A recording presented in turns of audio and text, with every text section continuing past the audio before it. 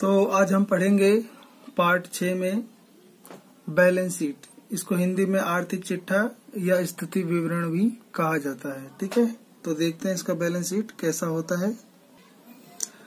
तो यहाँ पे लिखा जाता है नेम ऑफ ऑर्गेनाइजेशन सबसे ऊपर, यानी संस्था का नाम या संगठन का नाम, और फिर बैलेंस शीट लिखा जाता है बड़े बड़े अक्षरों में। फिर ठीक है, फिर एज ऑन जिस सन का बन रहा है वो सन लिख देते हैं। ठीक है, तारीख। उसके बाद इसके इस साइड में लिखते हैं लायबिलिटी और इस साइड लिखते हैं सेट्स। तो 4 कॉलम मतलब टी शेप में 2 कॉलम बनते हैं। ये साइड लायबिलिटी और रुपीज और ये साइड असेट्स और रुपीज। तो पहले हम देखते हैं असेट्स में क्या क्या है। तो असेट्स में सबसे पहले फिक्स असेट्स लिखे जाते हैं, जिसमें आपका बिल्डिंग आता है। ठीक है, तो बिल्डिंग में जैसे मान लो उसका ओपनिंग बैलेंस आएगा। अगर तुमने कोई और खरीदा होगा साल के दौरान तो वो आपका एडिशन ऐड हो जाएगा। अगर उसमें पर्सन में डेप्रिसिएशन दिया होगा तो डेप्रिसिएशन आपको घटा देना है। ऐसी फर्नीचर भी फिक्स असेट्स है, इसका भी पहले आप ओपनिंग बैलेंस लिखेंगे। उसमें कुछ नया खरीदा होगा तो वो एडिशन में ऐड कर लेंगे। उस पर कोई डेप्रिसिएशन होगा तो वो माइनस कर देंगे, या कोई चीज सेल कर दी होगी तो वो माइनस कर देंगे। ठीक है, फिर आएगा करंट असेट्स। करंट असेट्स में आपका कैश इन हैंड आएगा। फिर आपका कैश एट बैंक आएगा। ठीक है, जो कि रिसिप्ट और पेमेंट अकाउंट से लिखा जाएगा। फिर सब्सक्रिप्शन इन एरियर, कोई सब्सक्रिप्शन आपका आउटस्टैंडिंग है, बाकी है, एरियर है, तो वो आएगा। एक्रूड इंटरेस्ट, मतलब आपने कोई इंटरेस्ट कमा लिया है लेकिन आपको प्राप्त नहीं हुआ है, तो ये भी आएगा। इन्वेस्टमेंट है, जैसे बिल्डिंग फंड इन्वेस्टमेंट आएगा, स्पोर्ट फंड इन्वेस्टमेंट आएगा, तो वो लिख लोगे आप इन्वेस्टमेंट के नीचे। फिर ऐसी अगर प्रीपेड इंश्योरेंस है तो ये आपका सेट्स है। रेट्स एंड टैक्स ये भी इसी के साथ लिखे जाते हैं। और एडवांस तुमने दिया हो एम्प्लॉय को या अदर को तो वो भी इसके अंदर आते हैं। ठीक है, और इसका आप लायबिलिटी साइड देखें तो इसमें कैपिटल ना लिखते, कैपिटल फंड लिखा जाता है। तो कैपिटल फंड में फिर ओपनिंग बैलेंस होगा तो वो लिख लेंगे। फिर आपका जो सरप्लस आता है इनकम एंड एक्सपेंडिचर अकाउंट से वो ऐड हो जाता है। अगर आपका डेफिसिट आया हो तो वो लेस यानी घट जाता है। उसके बाद जो बैलेंस आता है उसमें ऐड कर देते हैं एंट्रेंस फीस, जो कि पर्सन में लिखा होगा कैपिटलाइज अमाउंट, बहुत इंपॉर्टेंट है ये। पर्सन में लिखा होगा कि एडजस्टमेंट में एंट्रेंस फीस को कैपिटलाइज कर दो, तो यानी कैपिटल में ऐड कर देना। ठीक है, फिर ऐसे बिल्डिंग फंड होगा, तो बिल्डिंग फंड भी एक लायबिलिटी होती है, इसीलिए लायबिलिटी साइड में दिखाई गई है। ठीक है, यहाँ पे आप ध्यान देंगे, यहाँ बिल्डिंग फंड इन्वेस्टमेंट था तो असेट्स में आएगा, और अगर सिर्फ बिल्डिंग फंड है तो वो लायबिलिटी के साइड में आएगा। इसमें पहले ओपनिंग बैलेंस आएगा, फिर अगर ऐड करना हो तो उसमें डोनेशन फॉर बिल्डिंग होगा तो ऐड करना, इनकम फ्रॉम बिल्डिंग फंड है तो वो ऐड करना, कोई इन्वेस्टमेंट की होगी इसके अंदर तो वो भी आप ऐड करना, ये बहुत इंपॉर्टेंट है। ऐसी कोई स्पोर्ट्स फंड है तो ये भी लायबिलिटी होता है। इसका ओपनिंग बैलेंस लिखेंगे, उसमें ऐड कर दोगे donation for sport fund, interest on sport fund और इन्वेस्टमेंट, ये सब आप ऐड कर दोगे इसमें। ठीक है, और माइनस कर दोगे जैसे आपने स्पोर्ट प्राइज अवार्ड दिया होगा स्पोर्ट फंड के लिए। ठीक है, फिर आप करंट लायबिलिटी में लिखोगे outstanding expenses, rent, salary, electricity, water bill. ठीक है, और सब्सक्रिप्शन रिसीव इन एडवांस, ये भी आपको ध्यान रखना है। ये जो सब्सक्रिप्शन रिसीव इन एडवांस होता है हमारे लिए लायबिलिटी होता है, इसीलिए लायबिलिटी साइड में दिखाया जाता है। इस तरह का आपका फॉर्मेट होता है बैलेंस शीट का, और इसके आगे डिटेल से सीखते हैं। तो जिस प्रकार व्यापारिक संस्थाएं यानी बिजनेस इंस्टीट्यूशन या ऑर्गेनाइजेशन लाभ हानि खाते बनाने के पश्चात अपनी वित्तीय स्थिति ज्ञात करने के लिए यानी फाइनेंशियल पोजीशन ज्ञात करने के लिए आर्थिक चिट्ठा यानी बैलेंस शीट बनाती हैं, उसी प्रकार अलाभकारी या अव्यापारिक संस्थाएं भी आय व्यय खाता बनाने के पश्चात यानी जब इनकम एंड एक्सपेंडिचर अकाउंट बन जाता है उसके बाद आर्थिक चिट्ठा यानी वो भी बैलेंस शीट बनाती हैं। उनका जो चिट्ठा होता है वो निश्चित तिथि पर संस्था की वित्तीय स्थिति को दर्शाता है, तो उनका भी बैलेंस शीट वित्तीय स्थिति यानी फाइनेंशियल पोजीशन को दिखाता है। चिट्ठे के दायित्व पक्ष यानी लायबिलिटी साइड में पूंजी कोष के अलावा यानी कैपिटल फंड के अलावा लेनदार यानी क्रेडिटर्स, बैंक अधिवृक्षक यानी बैंक ओवरड्राफ्ट, आजीवन सदस्यता शुल्क, ठीक है, लाइफ टाइम मेंबरशिप फीस, विशिष्ट निधि यानी स्पेशल फंड, अग्रिम चंदा की प्राप्ति यानी सब्सक्रिप्शन रिसीव इन एडवांस और अद्यत व्यय आउटस्टैंडिंग एक्सपेंस को दिखाया जाता है। ठीक है। संपत्ति पक्ष यानी असेट साइड में स्थायी संपत्ति यानी फिक्स असेट, विनियोग यानी इन्वेस्टमेंट दिखाए जाते हैं। विशिष्ट निधि विनियोग यानी स्पेशल फंड इन्वेस्टमेंट दिखाए जाते हैं। उपभोग्यजन्य वस्तुओं का अंतिम स्टॉक कंज्यूमेबल आइटम, ऐसी चीजें आप जो इकट्ठा कर सकते हो कंज्यूमेबल आइटम कहलाती हैं, जैसे खेल सामग्री का अंतिम स्टॉक। कैश यानी नगद, बैंक में नगद, कैश एट बैंक। उपार्जित आय एक्रूड इनकम, पूर्वदत्त व्यय प्रीपेड एक्सपेंस को दर्शाया जाता है। इनको बनाने के लिए निम्न बातों को ध्यान में रखना अनिवार्य है। पहला है कि संपत्तियों का मूल्यांकन। पिछले वर्ष के चिट्ठे को लेकर उसकी सभी स्थायी संपत्तियों की प्रारंभिक राशि में यानी उसके ओपनिंग बैलेंस में इस वर्ष में क्रय की गई यानी परचेज की गई यानी खरीदी गई स्थायी संपत्तियों का मूल्य जो कि प्राप्ति और भुगतान खाते में उल्लेखित किया हुआ होगा उसे जोड़ देना चाहिए। ठीक है। यानी कोई आपने नया शेयर्स खरीदा है उसे आप जोड़ लेना। इस जोड़ में से ह्रास की राशि यानी डेप्रिसिएशन की राशि, यदि संपत्ति का कुछ भाग बेच दिया गया है तो उसे हो तो उसका पुस्तक मूल्य यानी बुक वैल्यू घटा देना चाहिए, तब लिखना है। ठीक है। बैलेंस शीट में ऋण की प्राप्ति, इसी प्रकार यदि कोई ऋण लिया गया है तो यह प्राप्ति और भुगतान खाते के प्राप्ति पक्ष यानी रिसिप्ट साइड में दिखाया गया होगा। इसको आर्थिक चिट्ठे के दायित्व पक्ष में दर्शाना चाहिए यानी लायबिलिटी साइड में इसको आप दिखा दोगे। ठीक है। कोई अगर आपने लोन लिया है उस साल के दौरान, जिस साल की बैलेंस शीट आप बना रहे हैं। अगला है समायोजन यानी एडजस्टमेंट। आय व्यय खाते में की गई समायोजन यानी एडजस्टमेंट को, जो आपने इनकम और एक्सपेंडिचर अकाउंट में जो जो एडजस्टमेंट की थी उसको आप आर्थिक चिट्ठे में भी करनी चाहिए, यानी उसको बैलेंस शीट में भी आपको शो करना है। जो जो एडजस्टमेंट आप इनकम एंड एक्सपेंडिचर अकाउंट में करोगे वो कुछ है, उनमें से कुछ जो है वो बैलेंस शीट में भी जरूर आनी चाहिए। ठीक है। वह आय जो अभी प्राप्त नहीं हुई है यानी उपार्जित है क्रूड इनकम को अगले वर्ष के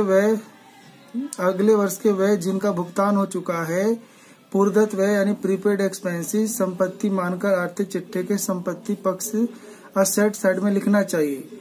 अनुपार्जित आय अनअर्न्ड इनकम या आउटस्टैंडिंग व्यय आउटस्टैंडिंग एक्सपेंसेस को देनदारी मानकर यानी लायबिलिटी मानकर आर्थिक चिट्ठे यानी बैलेंस शीट के दायित्व पक्ष यानी लायबिलिटी साइड में लिखना चाहिए।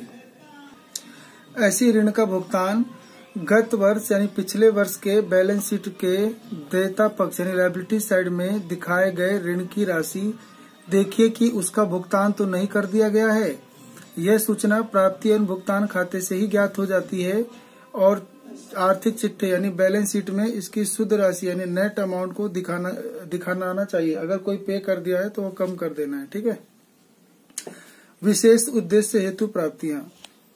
विशेष उद्देश्य हेतु प्राप्तियां जैसे भवन के लिए दान को आय व्यय खाते में ना दिखलाकर आर्थिक चिट्ठे में दिखलाना चाहिए। यानी जो स्पेशल फंड होंगे उनको आप इनकम एंड एक्सपेंडिचर अकाउंट में ना लिख के उसको बैलेंस शीट में दिखाओ। ठीक है। लायबिलिटी साइड में ऐसी लिखा है पूंजीगत प्रवेश शुल्क चिट्ठे यानी कैपिटलाइज एंट्रेंस फीस को पूंजीगत कोष में जोड़कर दिखलाया जाता है। यानी आपको कैपिटल फंड में एंट्रेंस फीस ऐड करनी है जो कि आपने अभी शुरू में देखी थी। ठीक है। ध्यान रहे प्राप्ति एवं भुगतान खाते में यानी रिसिप्ट और पेमेंट अकाउंट में प्रदर्शित पूंजीगत मदे को यानी जो कैपिटलाइज आइटम थे कैपिटल आइटम उनको चिट्ठे यानी बैलेंस शीट में भी दिखाया जाता है। जैसे मशीन क्रय करने हेतु किए गए भुगतान को चिट्ठे में मशीन के जो खाता होगा उसमें जोड़कर दिखाया जाता है। ठीक है। परचेज करने पे जोड़ें, सेल करने पे घटाएं। 6 नंबर पे प्राप्ति एवं भुगतान खाते के रोकड़ एवं बैंक का अंतिम शेष भी यानी उनका जो फाइनल बैलेंस आएगा क्लोजिंग बैलेंस उसको भी चिट्ठे के संपत्ति पक्ष यानी एसेट साइड में बैलेंस शीट में लिखना चाहिए। पूंजी कोष यानी कैपिटल फंड। तो अलाभकारी संस्थाओं का निर्माण पूंजी से नहीं होता परंतु ये संगठन बचत के माध्यम से पूंजी का निर्माण करती हैं। इसे ही संस्था का पूंजी कोष यानी कैपिटल फंड कहते हैं क्योंकि ये बचत से अपना बिजनेस चलाती हैं। किसी संस्था की संपत्तियों में से दायित्व घटाकर पूंजी कोष ज्ञात किया जाता है। अगर पर्सन में आपको कैपिटल फंड नहीं दिया हो तो आप उसके असेट्स में से लायबिलिटी को घटाकर पूंजी कोष कैपिटल फंड पता कर लेंगे। यदि प्रश्न में प्रारंभिक पूंजी कोष नहीं दिया है तो संस्था की प्रारंभिक यानी ओपनिंग चिट्ठा यानी ओपनिंग बैलेंस शीट बनाकर प्रारंभिक कैपिटल कोष ज्ञात कर लेना चाहिए। प्रारंभिक कोष पूंजी कोष की गणना निम्नलिखित सूत्र द्वारा की जाती है। अगर आपको ओपनिंग कैपिटल फंड निकालना है प्रारंभिक पूंजी कोष, तो वर्ष के प्रारंभ की कुल संपत्तियां यानी opening balance of fix assets या टोटल एसेट्स निकालकर उसमें से वर्ष के प्रारंभ की कुल दायित्व यानी लायबिलिटी आप घटा देंगे। ठीक है। 8वां लिखा है कि आय व्यय खाते के शेष का समायोजन, आय व्यय खाते के शेष का समायोजन यदि आय व्यय खाते का शेष व्यय पर आय का अधिक्य यानी सरप्लस दिखाता है तो इसे पूंजी में जोड़ा जाना चाहिए, और यदि ये घाटा दिखाता है तो इसे घटा देना चाहिए कैपिटल फंड में। ठीक है। अंतिम पूंजी कोष निकालने के लिए प्रारंभिक पूंजी कोष में सरप्लस होगा तो ऐड कर देना, और अगर डेफिसिट होगा तो माइनस कर देना। इन दो में से जरूर कोई एक होगा, या तो सरप्लस या डेफिसिट। अगर सरप्लस हुआ तो ऐड कर देंगे ओपनिंग कैपिटल फंड में, opening balance of capital fund में, और अगर डेफिसिट होगा तो माइनस करके हम क्लोजिंग कैपिटल फंड निकाल लेंगे। ठीक है। तो बैलेंस शीट का फॉर्मेट ऐसा होता है। आगे हम पढ़ेंगे फंड बेस्ड अकाउंटिंग। अलाभकारी संस्था विशेष कोषों की स्थापना करती हैं, मतलब जो अलाभकारी संस्था होती है वो स्पेशल फंड बनाती है। ठीक है। विशेष कोष की स्थापना करती हैं, जैसे खेल कोष यानी स्पोर्ट फंड, पुरस्कार कोष यानी प्राइज फंड, भवन कोष बिल्डिंग फंड इत्यादि। ठीक है। जैसे ये स्पोर्ट फंड है तो केवल ये खेल के ऊपर ही खर्च करेंगे, खेल से ही आय होगी तो ऐड करेंगे। पुरस्कार कोष प्राइज फंड ये केवल प्राइज से संबंधित लेन देन को रिकॉर्ड करेंगे, आय होगी तो ऐड करेंगे, व्यय होगी तो माइनस करेंगे। ठीक है। ऐसी बिल्डिंग फंड जो बिल्डिंग से रिलेटेड इनकम होगी तो ऐड करेंगे, अगर वो एक्सपेंस होगा तो माइनस करेंगे। तो कोष आधारित लेखांकन फंड बेस्ड अकाउंटिंग पुस्तक पालन की एक तकनीक है, जिसमें प्रत्येक कोष के लिए पृथक पृथक यानी अलग अलग लेखे यानी रिकॉर्ड रखे जाते हैं। यानी हर फंड के लिए अलग अलग तरीके से अकाउंटिंग की जाएगी, और उससे संबंधित आय को उसी में जोड़ा जाता है या वास्तविक व्यय को घटाया जाता है उसी फंड में। ठीक है। अगर स्पोर्ट्स से रिलेटेड में ही कोई एक्सपेंस हुआ है तो वो माइनस होगा, इनकम हुई है तो ऐड होगा, इंटरेस्ट मिला है तो ऐड होगा। ठीक है। कोष आधारित लेखांकन में कोषों के आधार पर यानी फंड के आधार पर वित्तीय विवरण यानी बैलेंस शीट तैयार किए जाते हैं। तो fund based accounting involves preparation of financial statement fund wise. तो कोषों को निम्न वर्गों में बांटा जा सकता है, यानी फंड के कितने टाइप्स हो सकते हैं। तो पहला है प्रतिबंधित कोष यानी रिस्ट्रिक्टेड फंड। इन कोषों का प्रयोग उसी कार्य के लिए किया जा सकता है जिसके लिए यह स्थापित किए गए हैं। उदाहरणार्थ पुरस्कार कोष का प्रयोग केवल पुरस्कार देने यानी प्राइज देने के लिए ही किया जा सकता है। यानी प्राइज फंड है तो उसका इस्तेमाल केवल प्राइज देने के लिए ही करना है। ठीक है। किसी और फंड से वो पैसे खर्च नहीं करने हैं। अप्रतिबंधित कोष यानी अनरिस्ट्रिक्टेड फंड्स। संस्था इन कोषों का अपनी इच्छानुसार जैसे चाहे वैसे प्रयोग करने के लिए स्वतंत्र होती है। ठीक है।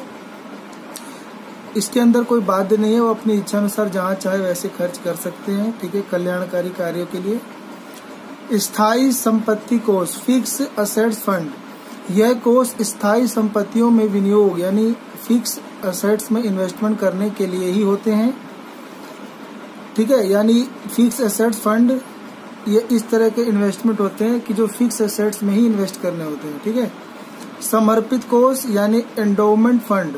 यह कोष किसी वसीयत या उपहार से उत्पन्न होती है तथा इसकी आय किसी विशेष उद्देश्य के लिए ही प्रयोग की जा सकती है।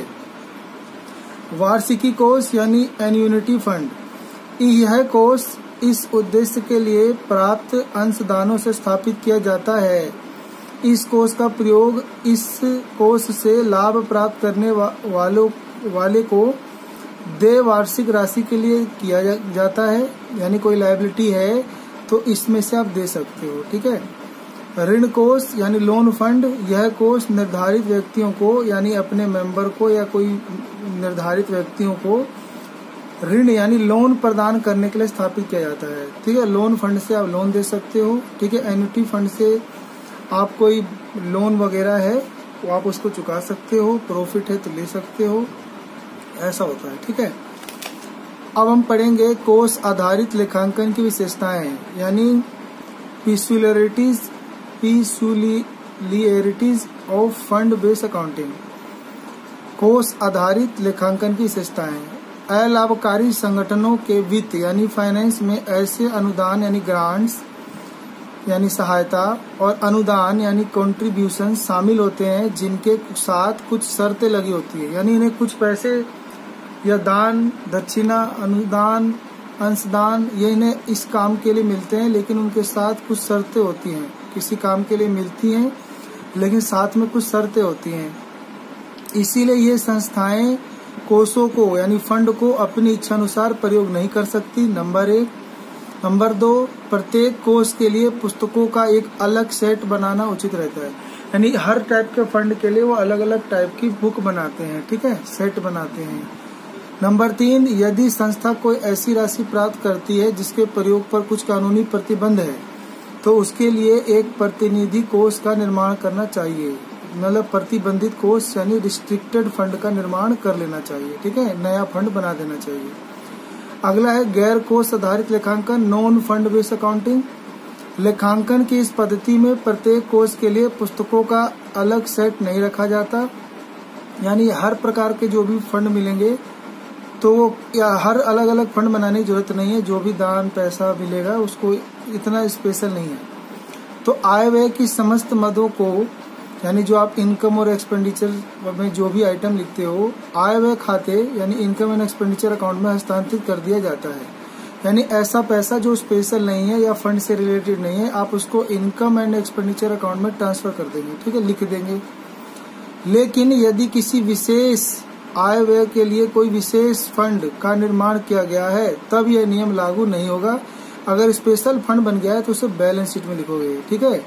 तो इस दशा में विशेष कोष यानी स्पेशल फंड से संबंधित आय यानी इनकम को बैलेंस शीट में सीधे ही उस विशेष कोष यानी स्पेशल फंड में जोड़ दिया जाता है, और उस विशेष कोष से संबंधित व्यय यानी एक्सपेंस है, खर्चा है, तो उसको घटा दिया जाता है उसी विशेष कोष में यानी उसी स्पेशल फंड में। विशेष कोष से संबंधित आय और व्यय के लिए नियम, rules for income and expenses related to particular fund.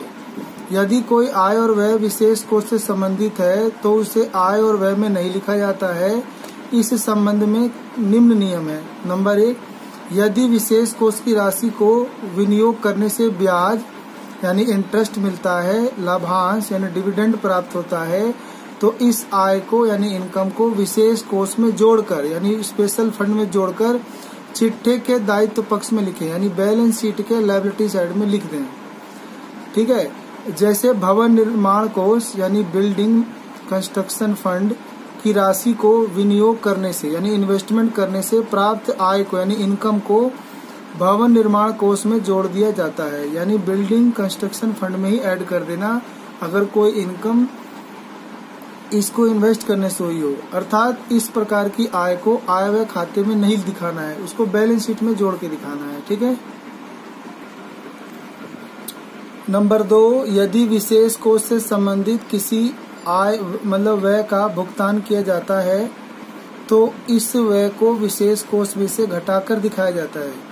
जैसे मैच कोष यानी मैच फंड में से मैच व्यय यानी मैच के एक्सपेंस का भुगतान यानी पेमेंट तथा इनाम कोष से इनाम का भुगतान करना।